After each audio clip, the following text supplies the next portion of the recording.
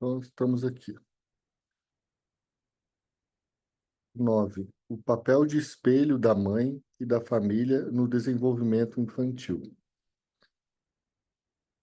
No desenvolvimento emocional individual, o precursor do espelho é o rosto da mãe. Desejo tratar da normalidade desse fator, assim como da sua psicopatologia. O artigo L'État du Miroir, de Jacques Lacan, certamente me influenciou. Ah, que bacana o Winnicott falando aqui. Ele se refere ao uso do espelho no desenvolvimento do ego de cada indivíduo. Entretanto, Lacan não estabelece a relação entre o espelho e o rosto da mãe, como pretendo fazer nesse capítulo. Refiro-me exclusivamente a bebês que enxergam. Uma aplicação mais ampla dessa ideia, que inclua bebês com visão reduzida ou cegos, será feita apenas quando o tema principal for definido. A definição mais direta é a seguinte: nos primeiros estágios do desenvolvimento emocional do bebê humano, um papel fundamental é desempenhado pelo ambiente, que o bebê ainda não se separou de si. Gradativamente ocorre a separação entre eu e não eu, e a velocidade desse processo varia de acordo com o bebê e o ambiente. As principais mudanças acontecem com a separação da mãe como característica ambiental objetivamente percebida.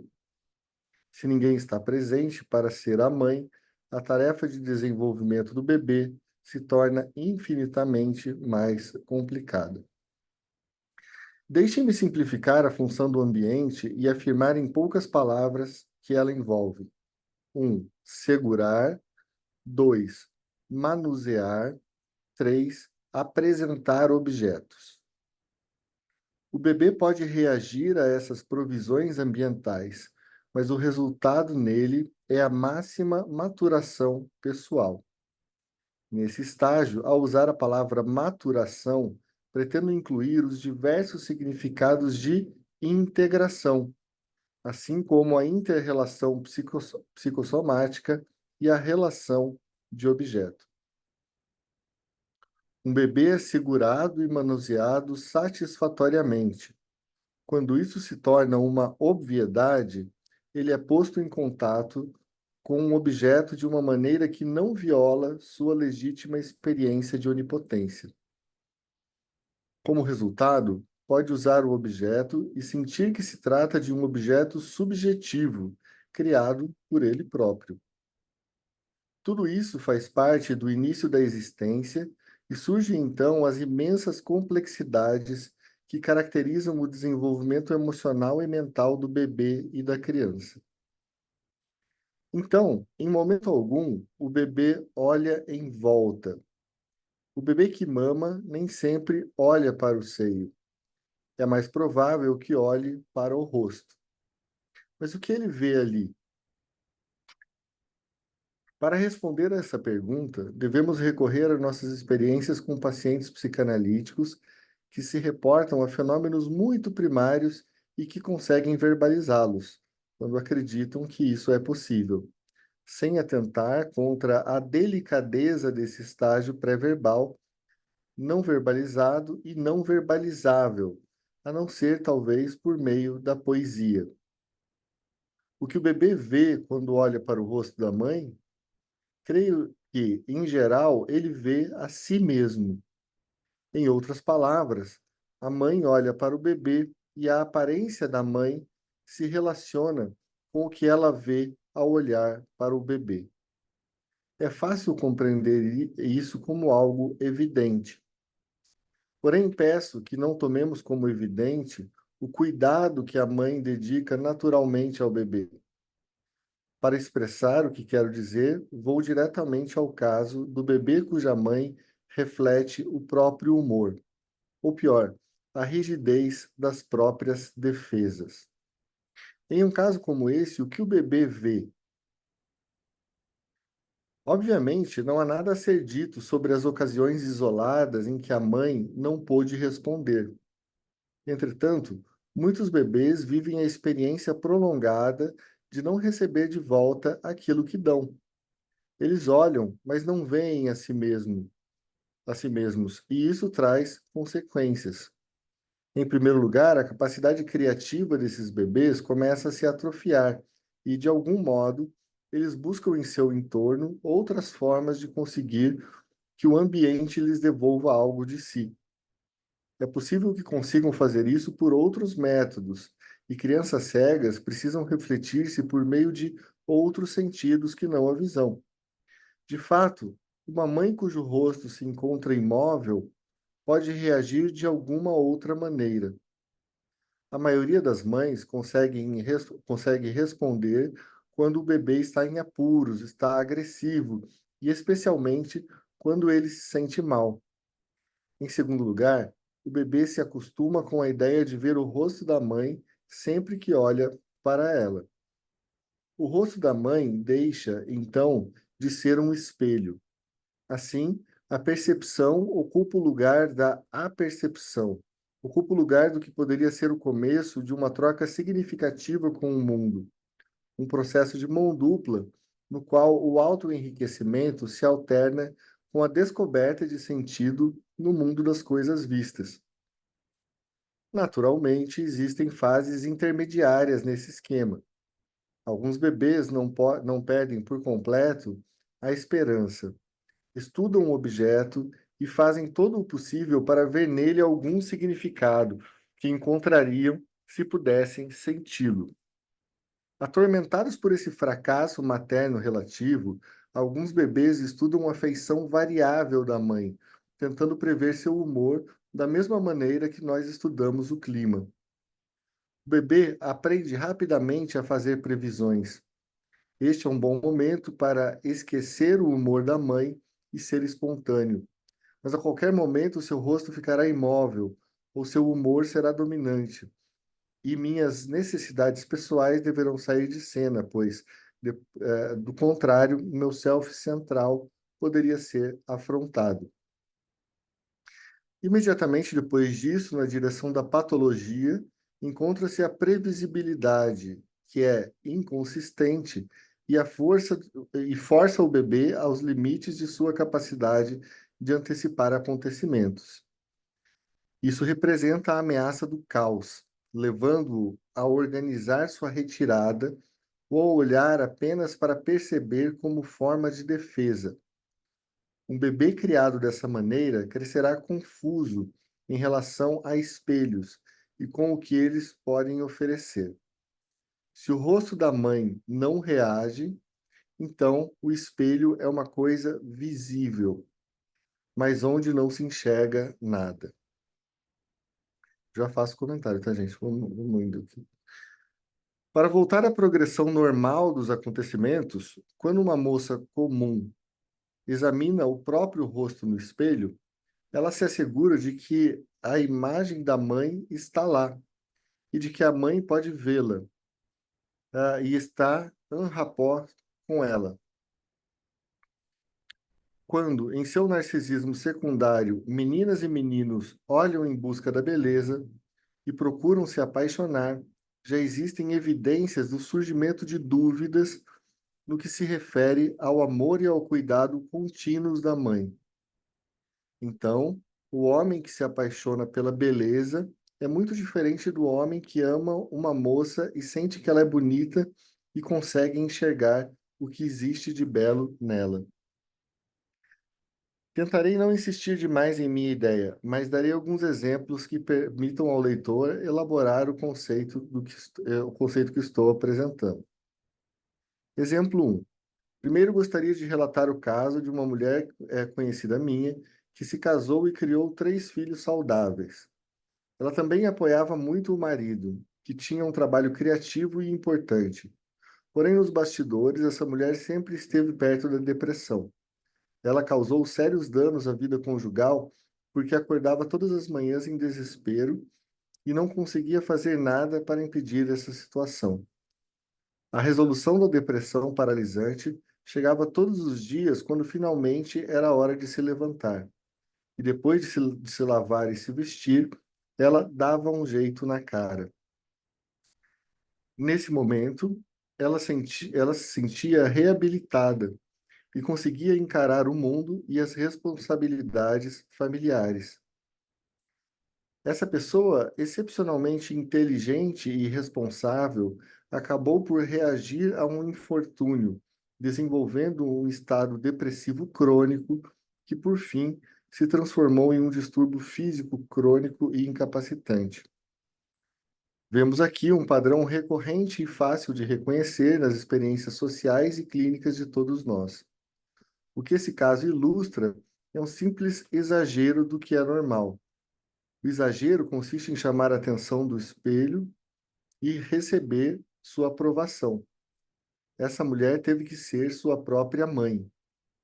Se ela tivesse tido uma filha, sem dúvida teria encontrado um enorme alívio, mas é possível que a filha sofresse por ter um papel demasiadamente importante na reparação da dúvida materna quanto ao modo como era vista por sua própria mãe. Então, gente, até aqui, como é que vocês estão? Vamos conversar.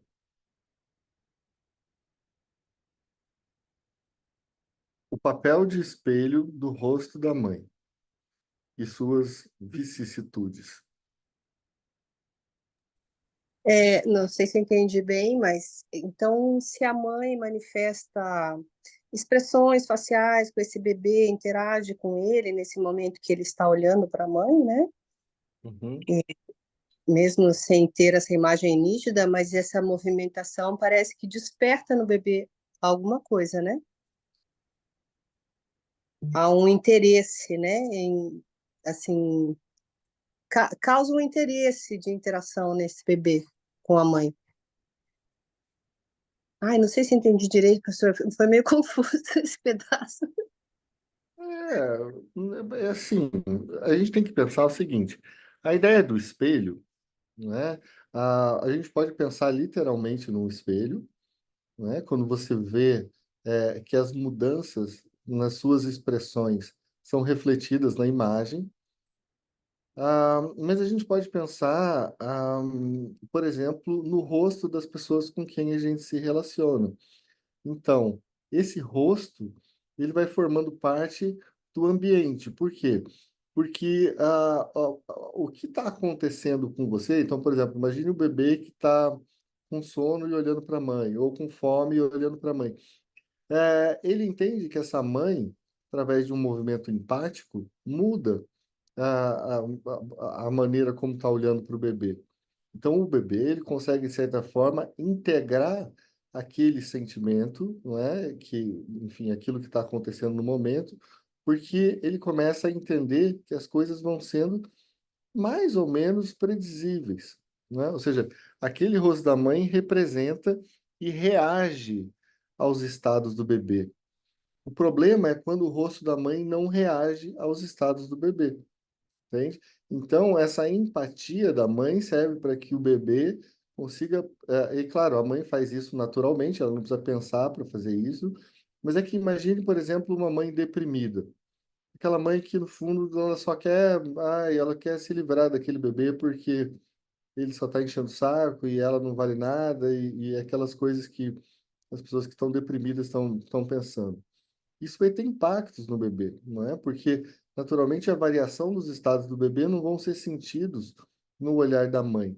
E o que ele está dizendo é que quando o bebê olha para o rosto da mãe, no fundo ele está vendo ele mesmo, não é? Então, quando ele está vendo ele mesmo, o que acontece é que, bom, imagine uma pessoa que bom, eu já conto um caso de paciente que vocês, vamos primeiro passar aqui para a Iaci. Fala, Iaci.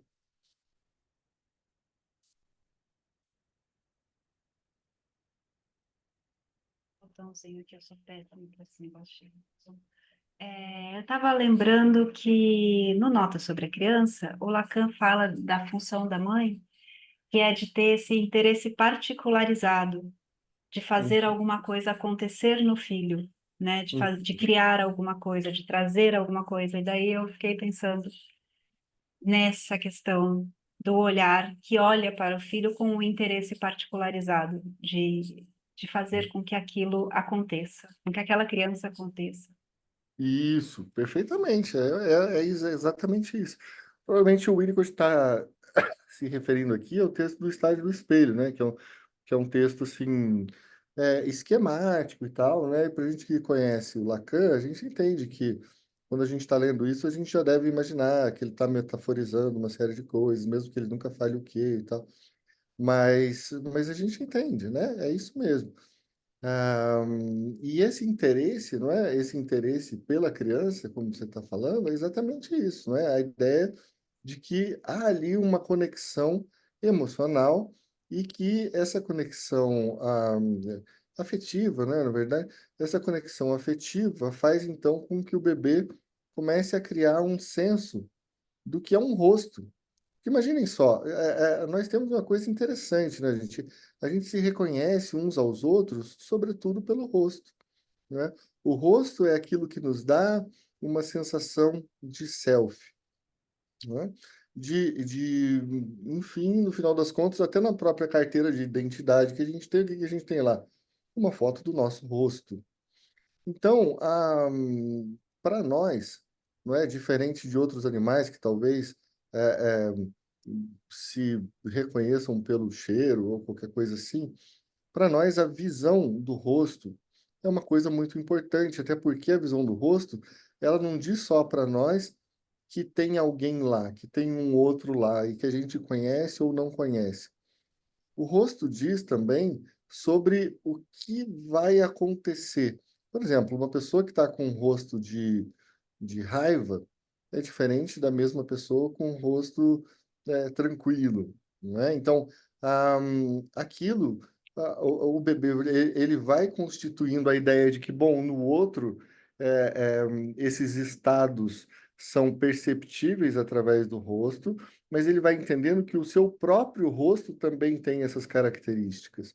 Então, é isso que a gente vai pensando, né, em termos de espelhamento, né, a ideia de que o bebê pode conhecer os seus próprios estados afetivos através do olhar da mãe, quando ele funciona, né? Então, ele entende que o olhar da mãe reage aos seus estados afetivos, né? E aí ele pode reconhecer e integrar isso, não é? Então, o rosto da mãe, vejam só, gente, tanto que é importante também, mesmo na clínica, mas começando pela mãe da gente quando a gente é pequeno.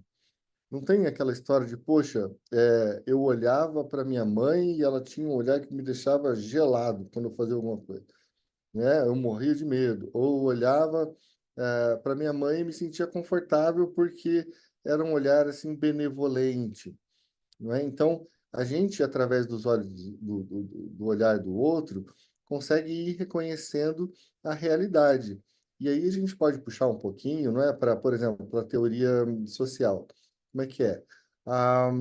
As interações face a face, por exemplo, no livro do Berger e Luckmann, na construção social da realidade, justamente são as coisas mais importantes para que a gente tenha um sentimento de realidade. Então, por exemplo, eu saio de casa, aliás, eu acordo, e ao acordar, vamos dizer que eu tenha ficado muito tempo sozinho dentro de casa. E aí, de repente, eu saio na rua e, ao descer o elevador, eu olho para a cara do porteiro. O porteiro me olha como sempre me olhou. Ou seja, eu vejo no rosto do porteiro uma imagem de que eu estou ali aparentemente normal. Eu olho para as pessoas no transporte público, né, e vejo as pessoas me vendo na rua, e ninguém está me olhando como se eu fosse um monstro, ou como se eu estivesse virando um inseto, feito o livro do Kafka, né? Então, eu estou entendendo que a realidade, através dos olhos dos outros, ela fica mais ou menos estável, não é?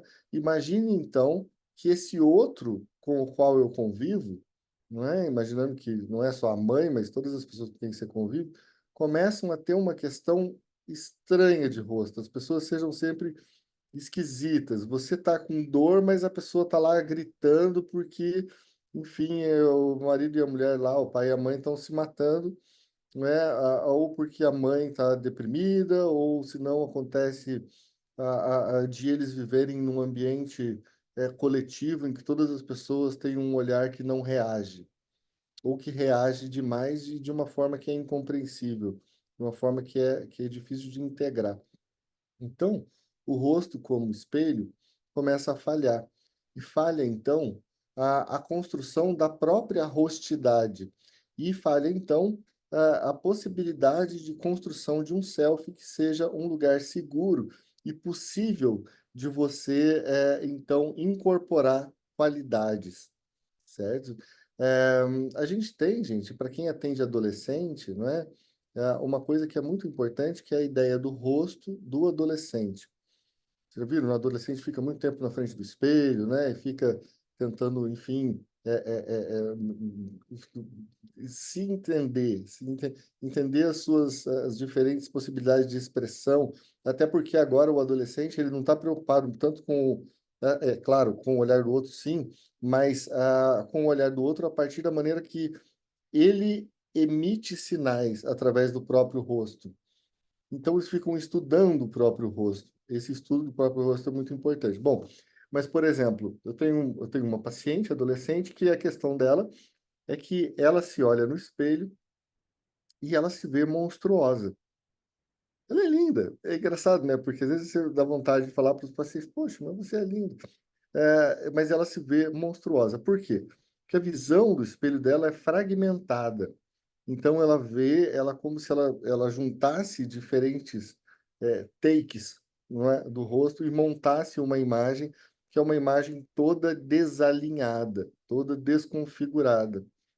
Bom, isso tem a ver com uma questão psíquica, justamente, não é, que vai causar uma coisa que é muito comum no nosso tempo, que infelizmente, não é, mas que são casos de dismorfia corporal, ou seja, você tem um corpo, mas você observa aquele corpo de uma maneira bizarra, não é? Bizarra porque você não é capaz de integrar as informações que você tem sobre si mesmo, não é? E, sobretudo, não é capaz de integrar as imagens de si mesmo de uma maneira que te pareça, então, aceitável, não é? É claro que o problema ali não é o rosto dela e nem que o espelho dela está deformando nada.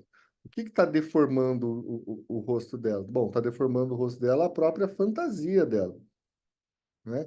Então, essa fantasia, não é que no momento de criação do eu, provavelmente teve algum tipo de falha, algum tipo de dificuldade, não é? Então, ela não consegue montar a imagem do rosto de uma forma unificada. O que ela vê ali são coisas monstruosas, não? Então, isso é um exemplo de uma dificuldade que você tem quando, por exemplo, nas primeiras tentativas de reconhecer o mundo através do espelho, que é o olhar do outro, você tem, então, uma série de dificuldades. Então, por exemplo, no caso dessa paciente, ela foi filha, ela é filha, né, de uma mulher que era também adolescente quando ela nasceu, não é? E essa menina não tinha assim muitas condições de cuidar dela e não cuidava muito dela. E ela era uma mulher com um transtorno de personalidade borderline, não é? Então, ela tinha assim uma dificuldade muito grande em olhar de uma forma empática para aquele bebê, não é? Então, a gente pode aventar a possibilidade, não é? Criar a hipótese de que talvez no começo da sua vida, aquilo que ela via da sua mãe era uma coisa assim muito fragmentada. Ou seja, às vezes a mãe olhava para ela com empatia e às vezes a mãe olhava para ela como uma coisa horrível que ela não queria ter tido e não queria ter visto, não é? Então, isso, não é, vem no discurso da paciente, não é? Minha mãe não me queria, não me olhava e tal. Então, isso faz, claro, com que ela tenha chegado nesse ponto. E, assim, é claro, ela só vê o rosto fragmentado quando ela mesma está fragmentada e não conseguindo integrar os seus afetos. Ela não está conseguindo metabolizar. Daí ela fica num estado de angústia e começa a ter uma visão corporal horrível. Quando ela está mais integrada, quando ela está melhor, então ela vê o corpo normalmente, né? E é curioso, porque quando você vai conversando, você pergunta, tá, mas se fosse você sentada do lado de uma outra pessoa idêntica a você do seu lado, o que que você acharia? Seria um monstro? Aí ela fala, não, seria uma pessoa normal. Aí, mas curioso, mas é que quando é em você, daí não é, não é? Então, porque, claro, porque não se trata da aparência dela mesmo, se trata, e ela não tá tão incomodada. Na verdade, até ela se acha bonita, mas ela também se acha monstruosa. Percebe? Depende do estado afetivo dela. E é isso que eu queria trazer para vocês. Como o bebê também pode se sentir bem ou se sentir apavorado, dependendo daquilo que volta do mundo, não é? Para o bebê. Tá bem? Isso. Então, beleza. Pode falar, Fábio. Oi, depois eu ver se eu desculpo uma baixa. Tá bom. É, essa questão do rosto da mãe, que a gente está vendo aqui, que você está tratando e tal, é interessante, tem uma obra, eu estava em dúvida aqui de quem que é, mas eu achei. Eu achava, falando, será que é uma vinheta do Winnicott, é do Freud? E não é. Quer dizer, poderia ser do Freud, né? Tem um livro, acho que foi republicado recentemente, né, do Allan Kardec, Minha Experiência com Freud. É bem interessante esse livro, né? É um americano, né, que vai fazer a análise dele. Ele já era psicanalista, já tinha feito análise, mas vai fazer um período de análise lá se não me engano, em Viena. Vai ficar 6 meses lá morando em Viena e vai fazer análise com Freud. E esse caso é interessante porque ele funcionaria como uma possível vinheta a isso que a gente está vendo aqui no Winnicott, né? Porque toda a grande parte da questão neurótica para ele vem de uma relação de terror que ele estabelece com máscaras. Ele tem medo de máscaras, né? E daí, dando spoiler já da obra, né? Ele vai reconhecer essa questão do terror das máscaras pelo terror um terror que ele não conseguia lembrar, mas depois ele se lembra, o terror diante do suposto rosto da mãe morta, porque ele não se lembrava, mas teria possivelmente presenciado a própria morte da mãe. E ao tentar se comunicar com a mãe não respondia e continuava com o rosto na fixidez, né? Então Uhum. daí ele começa a projetar esse terror da mãe morta para as estruturas mascaradas que ele vê e para os rostos que ele vê na rua. Achei Uhum. que é uma vinheta possível bem legal para pensar assim. Isso. E a própria ideia da mãe morta, né? Isso é um clássico na psicanálise, né? Então, mas a gente vai chegar lá, a gente vai estudar isso com o Green, tá bom? Mas é isso mesmo, Fábio, é exatamente como que alguns pavores, né, surgem justamente dessa questão da rostidade. Vocês sabem que tem um livro tem um livro não, né, um texto dentro do Mil Platôs, no Deleuze e o Guattari, que chama justamente ano zero rostidade. Só que a rostidade para eles é uma coisa que é como assim, a gente fica preso demais nas nossas máscaras, né? Nossas máscaras sociais e tal.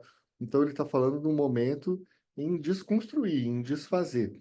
Mas nesse primeiro momento, a gente precisa primeiro se reconhecer, para depois a gente poder se tornar outras coisas, né? Então, senão a gente não tem segurança, a gente simplesmente, não é, psicotiza. Então, eu achei que vocês iam achar, que vocês iam gostar disso. Aqui, a essa altura, o leitor deve estar pensando em Francis Bacon. Vocês conhecem o pintor Francis Bacon? Então, ele tem uma coisa muito interessante que é assim, o Bacon, ele pinta rostos que são extremamente deformados, não é? E aí ele chama isso, não é que é um figurativo, ele chama isso de um figural, não é? Eu quero, inclusive, ver se eu encontro aqui uns quadros do Bacon para você, não é? Para vocês entenderem como que a gente pode trabalhar essa ideia do figural.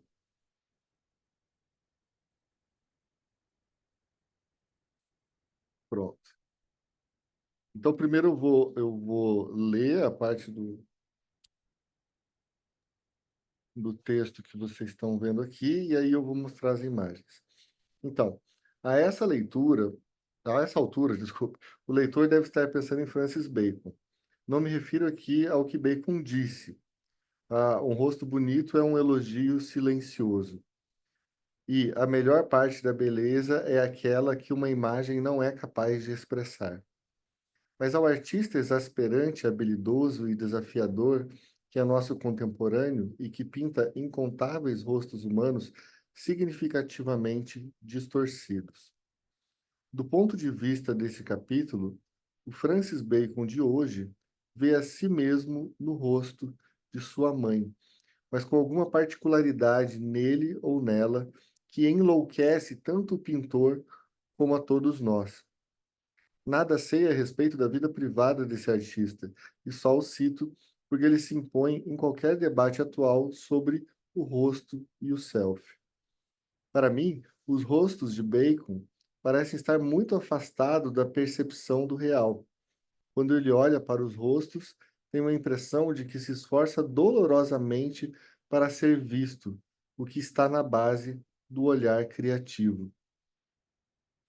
Vejo que estou conectando a percepção e percepção ao postular um processo histórico em nível individual que depende de ser visto. Quando olho, sou visto, portanto existo. Agora me permito olhar e ver. Agora olho criativamente e também percebo o que apercebo. Na verdade, tomo cuidado para não ver o que não está lá para ser visto, a menos que eu esteja cansado. Agora eu vou mostrar para vocês enfim, enfim, alguns quadros do Bacon. Vocês estão vendo, gente? Então, veja, isso é interessante, não é? A gente está falando aqui sobre o rosto e o rosto da mãe.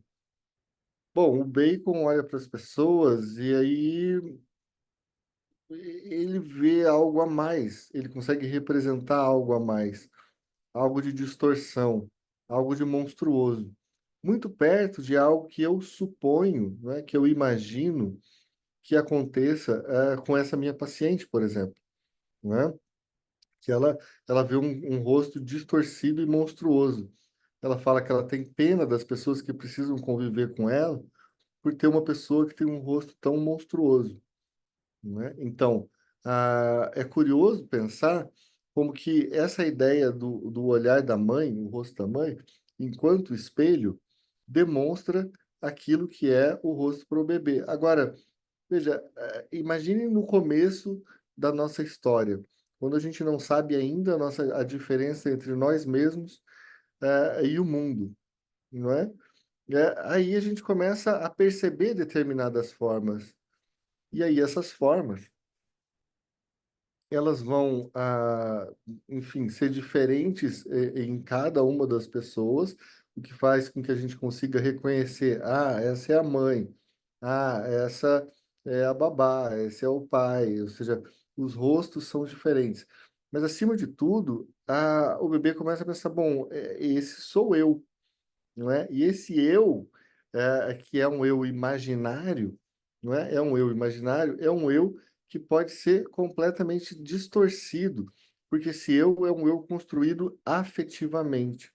E se os afetos não conseguem se integrar a representações boas, então isso causa um certo pavor. Veja, os rostos do Bacon são terríveis. Mas é assim que a gente, de certa forma, se imagina, não é? Cria a nossa própria imagem, não é? Através, então, de uma afetividade mal colocada, não é? Mal posta, não é? Mal refletida no olhar dos outros. Quando as pessoas falam, nossa, eu sou horrível, eu sou terrível, eu tenho um problema com a minha imagem. Então a gente fica pensando, bom, mas qual é o problema que a pessoa tem na imagem? A imagem não é uma coisa objetiva, não é todo mundo que está vendo a mesma imagem, porque veja só, eu estou olhando para ela e estou vendo uma menina tão bonita. E aí, de repente, cara, ela tá louca, porque como é que ela está olhando para ela mesma e está se vendo um monstro? Ela fala, um monstro. Bom, é porque justamente a imagem, não é? E sobretudo a imagem de si, ela está profundamente investida de afeto, não é? Então, se esse afeto é tranquilizador, não é? Então, eu consigo observar a imagem de uma forma que eu consiga controlar a minha emissão de signos. Porque o nosso rosto, ele entrega muita coisa sobre nós, não é? Então, por exemplo, quando eu estou andando pela rua, às vezes na rua não, o lugar que mais acontece isso é no consultório. Às vezes o paciente vira e fala, que cara é essa? Por que que pergunta que cara é essa? Porque ele está supondo que eu só estou com uma cara esquisita, não é? E se eu estou com uma cara esquisita, provavelmente é porque eu estou refletindo alguma coisa de esquisito nela. Entende? Então me pergunta, que cara é essa? Por que que você fez isso? Por que que você levantou a sobrancelha? Por que que você está fazendo? Por que que você está me olhando assim? Bom, porque no final das contas ela está me vendo como um espelho, assim como a mãe. Então, e eu não consigo não fazer assim umas caras assim, né? Tipo, quando eu tô, enfim, analisando. Então, eu acho muito engraçado, né? Eu tenho uma paciente adolescente, outra, que fala assim, é, como é que é? Falou assim: Ah, eu adoro fazer análise com você, meu careca com a sobrancelha. Como é que ela fala? Meu careca com a sobrancelha interrogadora, ela fala uma coisa assim. Né? Então, é a pira dela, assim, né? E cada cara diferente que eu falo, ela faz: Por que você tá com essa cara? Sabe? Tipo, e eu falo, não sei, para mim eu tava com qualquer cara. Enfim, mas é que a cara dos outros é uma coisa que justamente é o nosso espelho. E quando a gente não está bem, a cara dos outros é uma coisa terrível que a gente tenta se agarrar para tentar entender, para tentar se segurar, se agarrar na realidade. Essa realidade que muda conforme mudam as caras dos outros, tá? Então, se as caras dos outros são tão importantes, a gente supõe então que a nossa cara seja tão importante também. E se é difícil de entender o mundo, às vezes também é difícil de entender e simbolizar as nossas próprias expressões. Se a gente se encontra de uma maneira distorcida, a nossa imagem é distorcida, tá? Isso, como é que isso fica para vocês? Eu estava pensando agora que você falou, né, nessa questão de você prestar atenção no rosto do outro, e eu tenho um analisante que é um adolescente que ele passa o tempo todo tentando decifrar o que os amigos estão pensando dele. É muito angustiante isso para ele. Uhum, Não é um esporte, assim, é realmente algo que faz com que ele passe a vida, né, todos os dias, todos os momentos, tentando decifrar se o rosto estava mais amigável, se o que ele falou foi agradável para o amigo, ou se foi algo que deixou o amigo desapontado com ele. E é esse exercício constante e isso é na relação com os amigos, né? Ele não tem isso na relação com a família, mas com os uhum, amigos, né? Ele tem essa relação de ficar o tempo todo. Será que eu estou agradando? Será que eu falei uma coisa certa? E isso emudece ele, inclusive, né? uhum, Ele não uhum, consegue falar, ele não consegue ter opinião, ele tem muito medo dessa reação negativa, desse rosto que se fecha. uhum. Justamente. Então, não, para os adolescentes isso é muito, muito importante mesmo.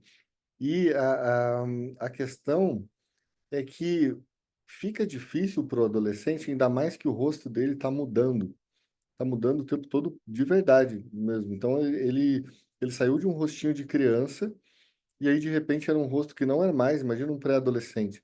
Mudou a voz, mudou o rosto, aí para os meninos começou a nascer pelo no rosto, para as meninas aconteceram outras coisas, ela começa a ficar com cara de mulher.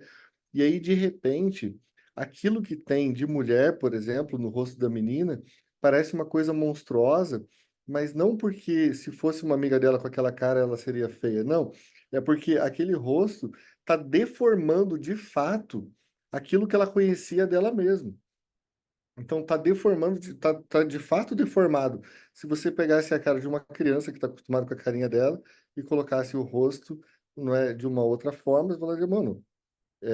o que que aconteceu? Eu estou deformada, né? Ela não percebe isso como necessariamente crescida, ela vê como deformada. Até porque nesse olhar agora de mulher tem uma série de coisas implícitas, porque agora os homens olham para ela com interesse sexual, por exemplo. Enquanto que antes ela era uma criança, não tinha nada a ver com isso. Agora ela mesma olha para os homens ou para as mulheres com interesse sexual. E aí, a- a- onde que isso está no rosto? Bom, está no olhar, está na maneira como você vai passar um batom, na boca que você faz, na expressão facial, e aquilo começa a ser uma coisa de, meu, o que que eu estou passando para o mundo? Entende? Porque eu percebo que os adolescentes, aí eu vou no rolê, aí chego lá e o menino fala assim, ah, eu adorei seu sorriso. Ela fala, mas meu Deus, o que que é meu sorriso? Porque meu sorriso para mim não era nada, eu era criança. Que mais é meu sorriso? O que vocês estão pirando? Então, isso é extremamente difícil de construir, sabe? É a construção da própria imagem, não é? Sob o olhar dos outros. Só que daí já não é mais o olhar da mãe, é um momento em que a pessoa sai do estágio, não é, de conexão da mãe, e aí de repente ela está no mundo e está se sentindo à vontade, ainda na infância, com a sua imagem, e de repente acontece uma coisa terrível, o que a puberdade, não é? E aí a puberdade faz com que tudo mude, não é? Comecem a surgir espinhas, comecem a surgir coisas diferentes, o nariz às vezes fica muito grande, tudo é muito diferente. Então, ah, vejam como as crianças e também as adolescentes jovens, enfim, a coisa da maquiagem é tão importante, porque a maquiagem é uma tentativa de você recuperar o controle sobre a tua própria imagem, não é? Então, mas está falando assim muito literalmente do rosto. Eu estou falando muito literalmente do rosto, mas eu estou dizendo que essa literalidade do rosto também carrega por trás uma visão do self, não é? Porque o rosto justamente é aquilo que nos distingue um dos outros. Eu tenho um paciente sem rosto, né? Esse paciente que ele não, ele simplesmente ele fala para mim, eu não tenho rosto, eu não tenho a menor ideia de como que eu me representaria, não é, sobre, enfim, no mundo, se eu precisasse me desenhar, por exemplo, porque eu não sei como é que é meu rosto, não é? E aí até que, enfim, esse é um caso bem interessante também. Ele era um homem sem rosto. Ah, e eu não vou desenvolver agora porque ele era um caso bem complexo. Mas é isso, gente. Vê como tem uma importância nisso. Agora, fazemos o quê? Vamos, por exemplo, dois. Alguém mais gostaria de perguntar, colocar alguma coisa? O que que vocês acham dessa história do rosto?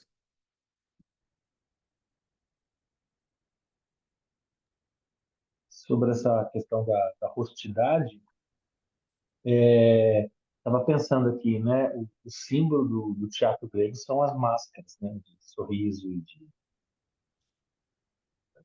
que seria a tragédia, né? É interessante que a máscara de Dionísio, né? Que é o patrono, vamos dizer assim, da tragédia por excelência, né? Ela é, ela é a máscara ridente, né?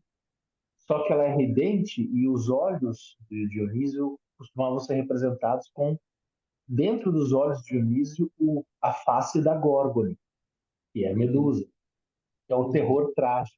O terror trágico viria para uma máscara de sorriso, e até estava comentando isso, vários trechos dessa leitura hoje estão lembrando do que a gente viu ontem no Ogden, né? Uma Trilha da Mente, né? uhum, E essa questão de essa máscara do sorriso trágico era colocada nos escudos dos soldados dos hoplitas gregos para ir para a batalha, né? Interessante, né? Para causar terror no inimigo, a máscara de um sorriso górgon, né? Essa uhum. questão do rosto, como é poderoso mesmo, né? Algo assim, Muito. muito arraigado. Legal. E aí, pensem, né? Eu fiquei lembrando agora que quando você falava também daqueles rituais. E bom, é claro que lá os neozelandeses e tal, tudo carregam aquela tradição dos seus povos antigos, né? Mas no rugby tem isso, né? Você, quando vai jogar, faz aquela coisa, e eles fazem, como é que chama mesmo? Haka,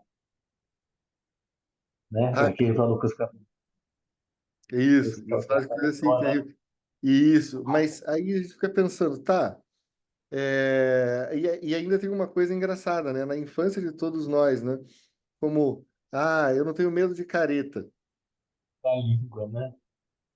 Isso. Podia tu me mostrar ali, porque não sei o quê. Por quê? Porque no final das contas, isso mexe com medos assim muito primitivos nossos, que era de, imagine você olhar para a mãe e de repente a mãe tem um olhar terrível.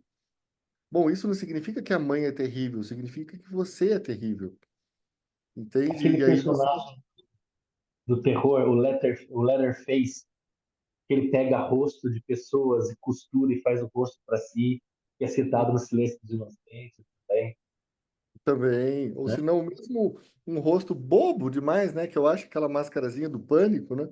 Mas a máscarazinha do pânico é É, o que o rosto, assim, que fica com a boca super aberta, assim, né? Caída, assim. Então, são as deformações no rosto que tem a ideia de terror. Mas por que terror? Podia olhar para um rosto feio e falar, tá, um rosto feio, grandes coisas. Mas nunca foi assim, né? Isso traz, e eu já falei para vocês como que os filmes de terror trazem justamente as ideias dos nossos terrores de infância e de bebês mesmo, né? Então, aquele rosto que começa a ser reconhecido, porque no começo o bebê ele ainda não percebe a diferença, se a mãe vai e faz uma careta e tudo mais. Ele começa a perceber regularidades, não é? Regularidades, e essas regularidades são reconfortantes. O problema é, e se a regularidade não acontecer mais? E o bebê, eu já falei para vocês, é terrível ser bebê, porque você fica esperando as coisas e você só se dá conta da realidade delas quando elas estão lá na sua frente, não é? Se elas não estão, se a mãe sai pela porta, a mãe não existe mais. Então, até ela ir simbolizando essa mãe, e essa mãe que vai criando então um rosto, não é? E aí tem diversos rostos da mãe, não é? Então, isso vai permitindo que o bebê se sinta seguro para construir o seu próprio rosto internamente.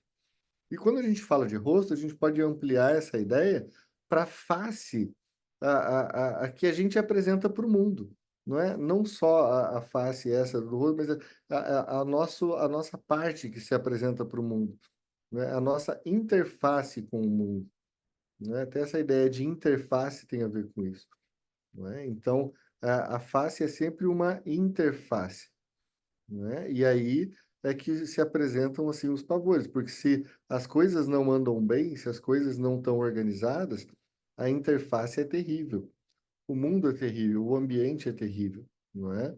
Então eu acho que é isso, pessoal. Acho que por hoje não podemos ficar aqui e deixar o exemplo 2 para a semana que vem. O que vocês acham? Legal? Bacana, né? Bacana, professor, gratidão pelo ensinamento. E tem um filme também chamado O Homem Duplicado, que também é bem interessante. Você se Bacana. encontrar com uma versão de si mesmo, assim, né? É um choque mesmo. Sim, sim, sim. É bem legal. Não, de filmes tem bastante coisa que vai mexer justamente com isso, né? Eu estava inclusive pensando naquele filme do Ingmar Bergman, que é o Faces, não é isso? Não, Faces é do. Eu vou pesquisar para vocês. Mas o Faces, se eu não me engano, é do Cassavetes. Do Bergman tem um outro filme que eu pensei hoje para falar sobre ele, mas que é isso, é um jogo de identidade entre duas mulheres, uma cuidando da outra, não é? E que de repente essa coisa do rosto aparece de uma forma muito importante. O Deleuze vai falar muito sobre rosto, muito mesmo. O, o, toda a teoria do cinema do Deleuze e tal traz demais essa ideia do rosto. Enfim, é isso, pessoal. Então, É o Persona, é o o Persona. filme. Persona, que olha que é essa ideia, né? Porque Persona tem essa ideia também do personagem, não é? E da máscara, da face, essa coisa da máscara que o Fábio traz, e que é curioso, né? A gente pensar como que então essas personas ou a pessoa vai sendo criada justamente através de uma ideia de rosto. quando a pessoa fala, eu sou uma pessoa horrível, né? Ou a pior pessoa do mundo, né? Que não é o nome daquele filme. Pois é, porque é uma máscara distorcida. Daí a importância também do Francis Bacon. Eu vou procurar um autor que eu gosto muito, que é o Cláudio Piano, falando sobre isso, e vou tentar trazer para vocês, tá bom? Valeu, pessoal. Então, até a próxima, viu?